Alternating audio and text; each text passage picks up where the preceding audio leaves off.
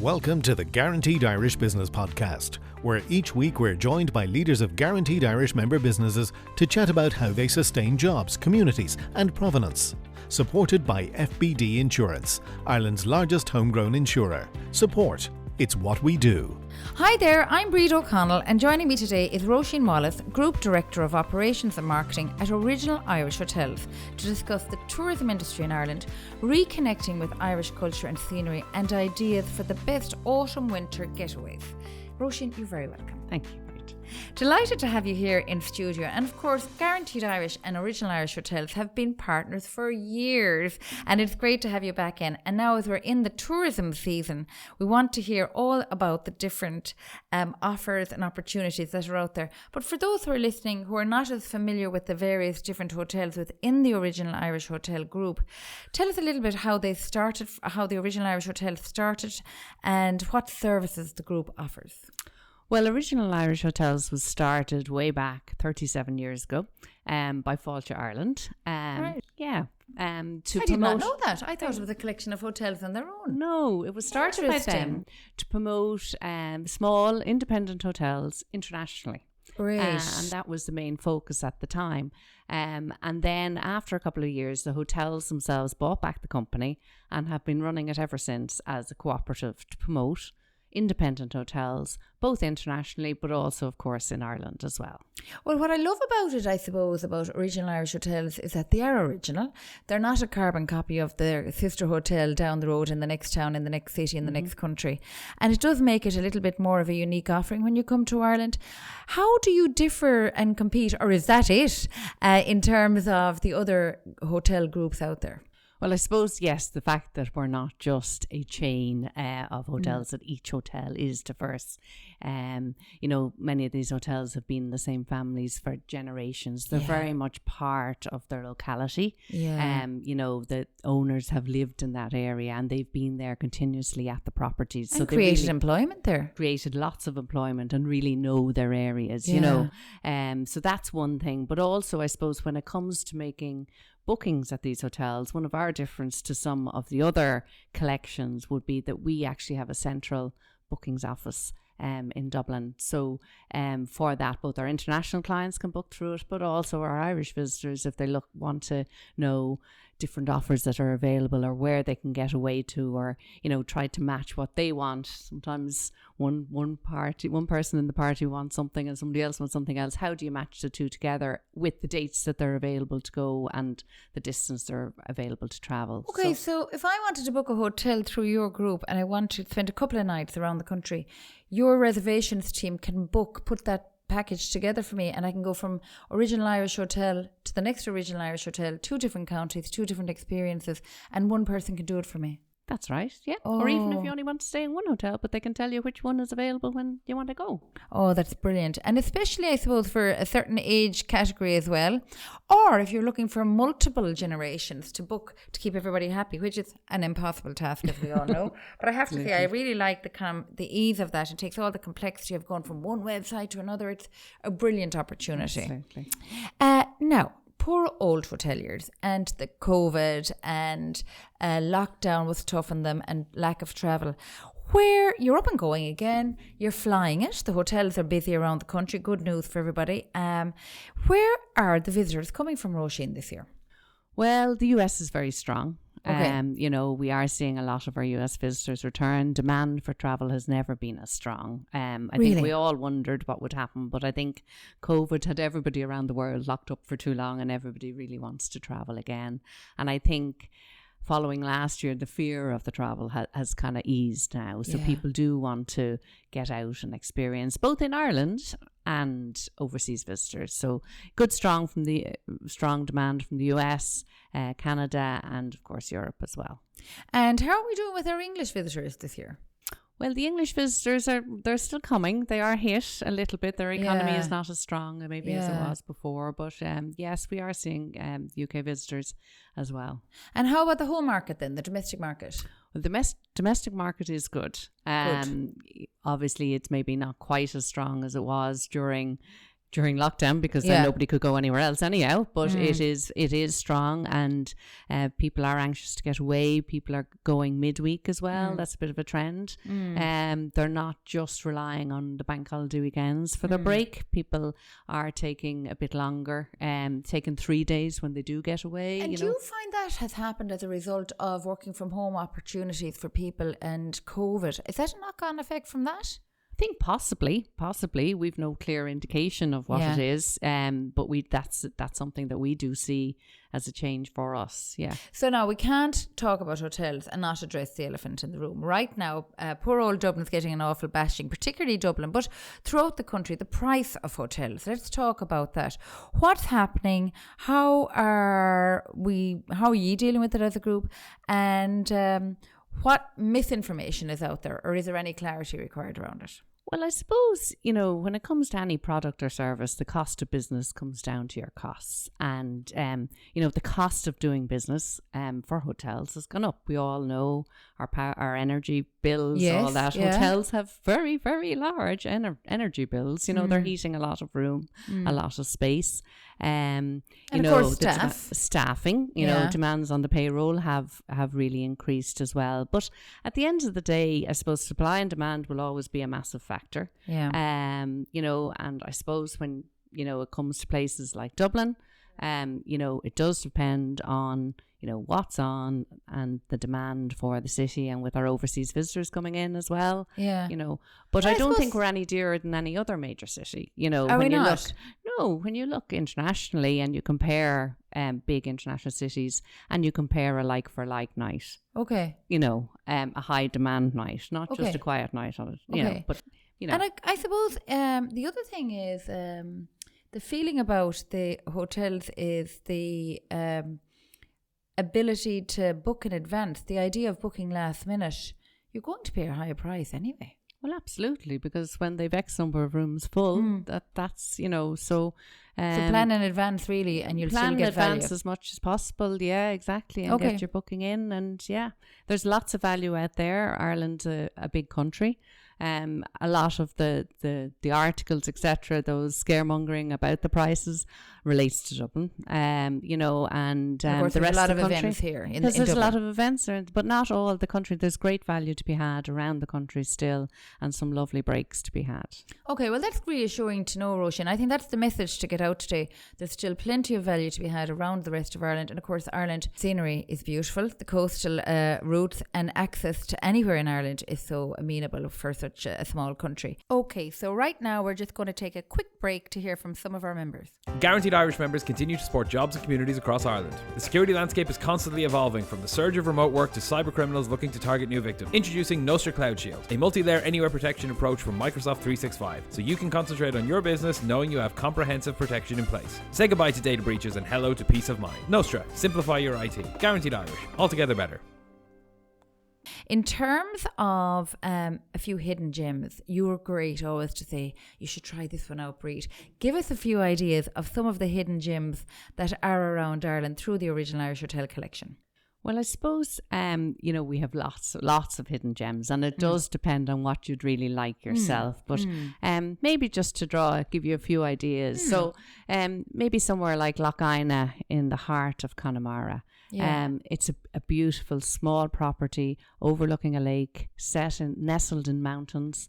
So if you're someone who likes to go hiking or walking and really wants to get away from their maybe busy lifestyle in Dublin and really unwind, the scenery there is breathtaking. It's run by Maura O'Connor, a long-term hotelier there, and her brother Dominic, and the food, etc., are absolutely superb. And you're after bringing me on to another topic now. Give me another hotel there where the food and the gastronomy is a big thing, because a lot of foodies out there. Absolutely. Well, I mean, there's so many places for gastronomy, but another place that you could sample over in that general area as well is Screeb House. Right. Again, small property, just over 10 bedrooms. Right. Set on the Wild Atlantic Way.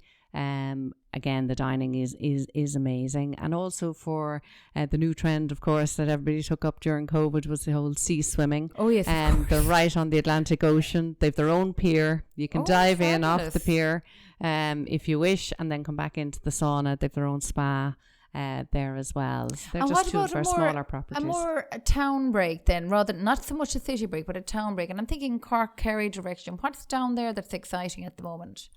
And entice us out of Dublin. Well, I suppose in terms of towns around Cork or Kerry, you have, of course, in Killarney, you have Randall's Hotel in Killarney there, which is really good. Really nice property and great for all the walking and everything you can do down there.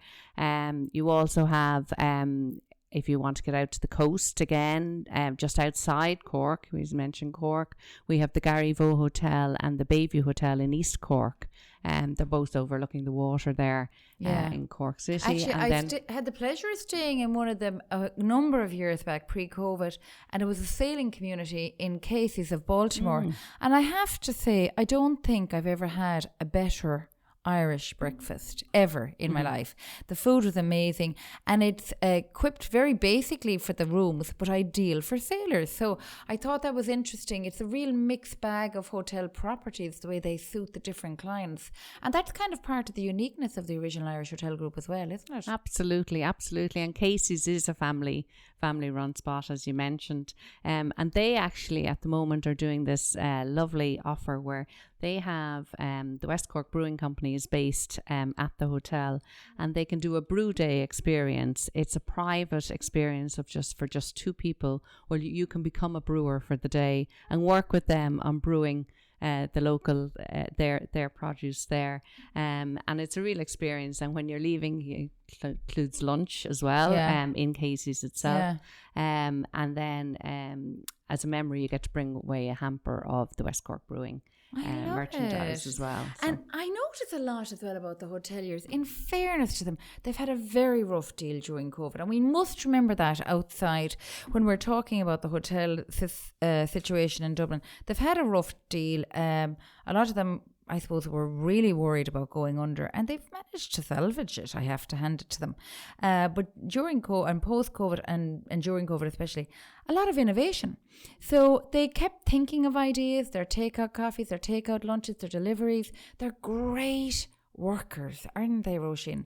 Yeah, absolutely. I mean, these families, it's their livelihood. It's they own the businesses. Yeah, and sometimes second and third generation. Yes, and they had to make sure they survived. So they did what they needed to do. So places like Fitzgerald's Woodlands down in Adair, you know, they had an amazing outdoor dining experience. But they built this amazing thing for COVID so they could continue to operate.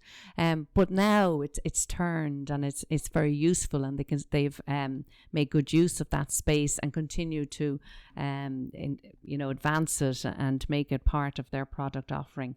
But these hotels really did have to innovate as much as possible. So many of them worked on their kind of activity breaks, different things to do, and had time to sit back and think, what can we do? What can we do that's different? You know. So talk to us about some of those experience packages that they now offer and how they differ to other experience providers out there.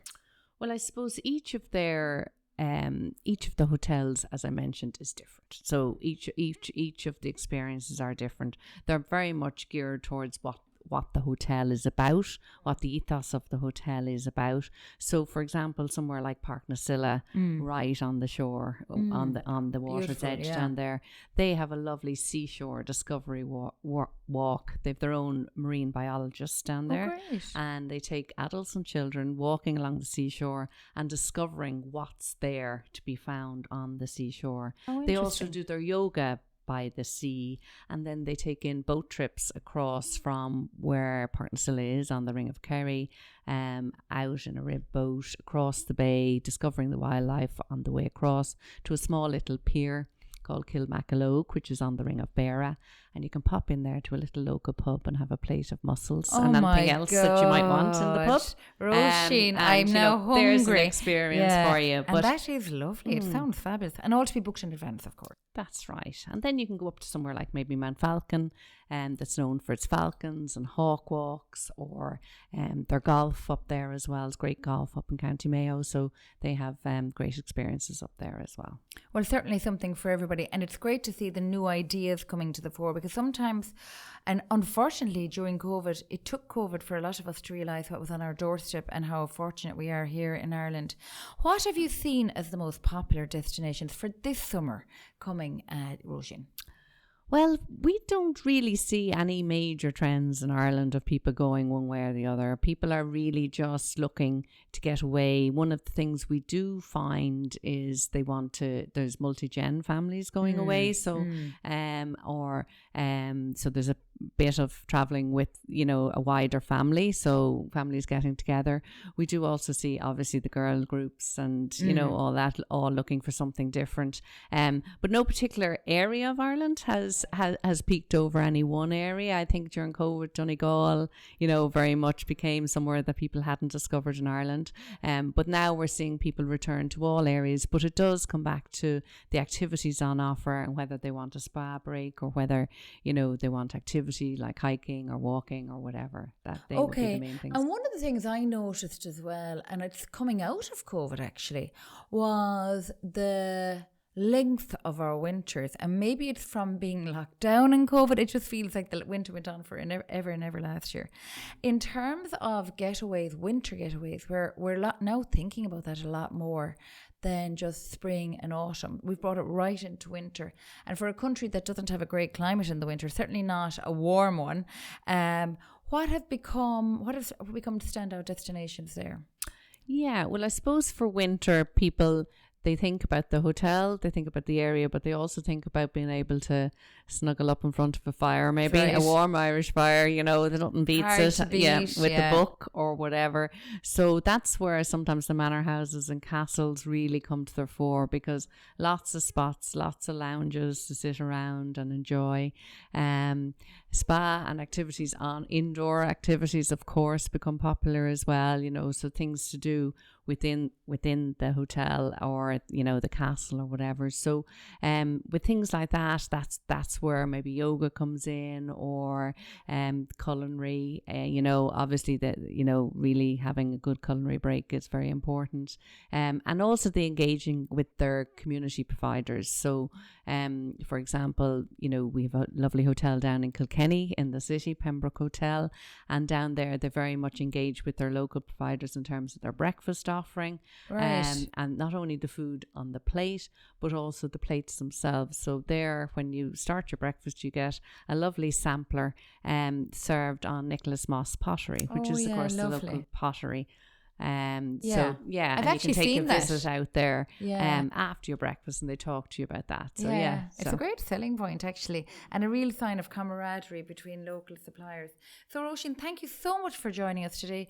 It's been as informative as ever, and I suppose the message is to continue to holiday at home, book in advance, get your opportunities in, get online, and make it all very seamless through the Original Irish Hotel website. And looking forward to hosting people, I suppose, Roisin, around the country.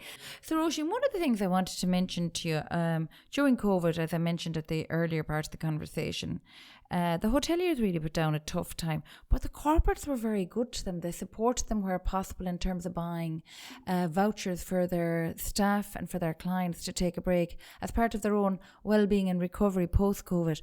How is the voucher business going for Original Irish Hotels? Is it a big part of your business, and what's on offer?